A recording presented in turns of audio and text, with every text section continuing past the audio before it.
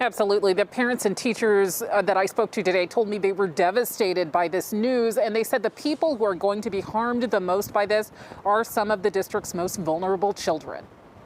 Kind of my job. Jasmine Daniels is one of just over 100 special education teachers who will no longer have a job with the Tacoma School District come fall. I immediately fell into tears and was just like, now what? Like, what do I tell my kids? Because they're like 3 and 5 and 4. What do I tell them? I don't know.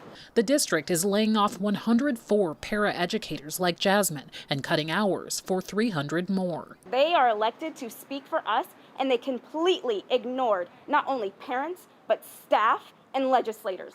The Tacoma School Board approved the changes in a virtual meeting last night. We are in a pandemic. And as a result of that, it will drastically change the service delivery model for the fall. District officials say it's a practical matter. Because of coronavirus, there will be fewer students in classrooms in the fall, and that means fewer teachers will be needed.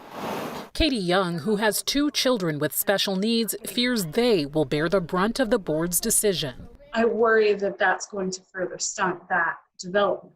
Educators say to add insult to injury, the board voted to give Superintendent Carla Santorno a raise last night, on top of her nearly $300,000 salary. That was a huge gut punch. It was very disrespectful, I thought. Is it appropriate for the superintendent to be getting a raise as we're seeing positions like this go away regardless of the reason?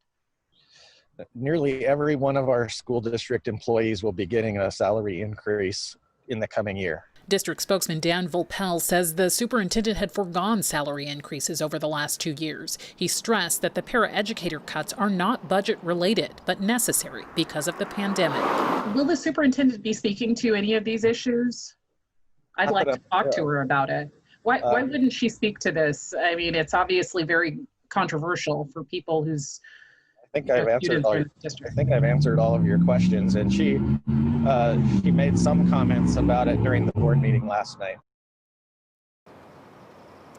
District officials told me they will be setting aside some funding to try and bring back some of those paraeducators in the future, but the educators I spoke to said it may be too late by then, and they may have moved on to other jobs. Live in Tacoma, Kristen Ayers, King 5 News.